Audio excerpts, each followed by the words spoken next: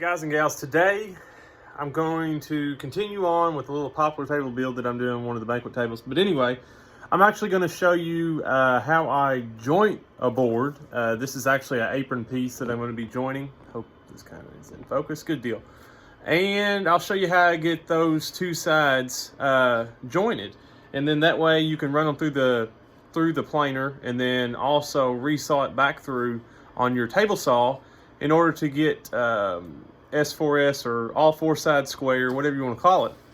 And this is just the process that I use, and I'll go into it here in just a minute. Try to, put the cup down, especially to begin with, and then I'll just you can just watch me through the process. How's that sound? So I'm gonna set you up, and here we go. All right, first off, I want to start by saying that this is the way I do it. This is the way I've learned to do it. It's just one of those things, do what makes sense to you. But I always run it through the table saw, which you all are sitting on, as far as just ripping it down to size. And then, after I get it down to a rough size where I've got all my cups, major cups and bows out of the wood that I need to get out that I can actually work with, then I bring it to my joiner, which is a Delta DJ20. It's a long bed, so it's 6 foot long, and it's 8-inch wide joiner. Usually whenever I'm jointing one side of it, I'll put the initial cup up against the fence here, and then joint that, and then I'll use that same side that was the cup. I'll then place it down on the bed and use the side that was jointed to go against the fence, if that makes sense. And then I'll actually come back after I get the second side jointed, the cup side. Then I'll actually come back and put the initial cup side back on the fence that has now been flattened and jointed to actually joint and flatten the original side. Hope that made sense. I don't know if that does. If you got any questions, leave them below. Let's go.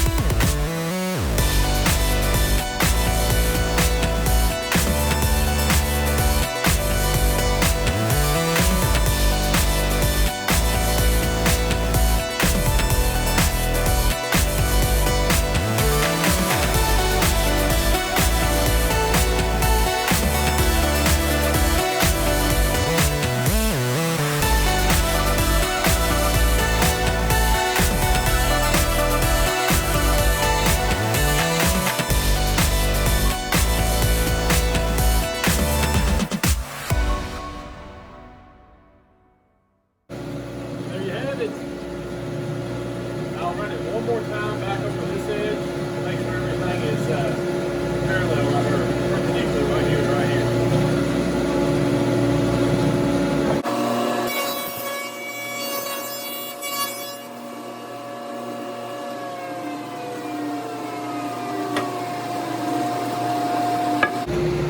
I hope you can see this.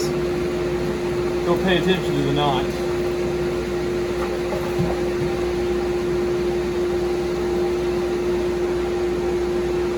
Right there. That's how you join the board. We are going to take it from a rough board to actually two sides being jointed.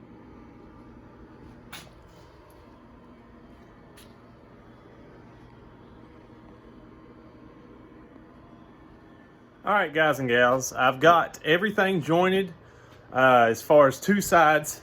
You kind of, as long as you're following along in the video, you get how to do the joining part.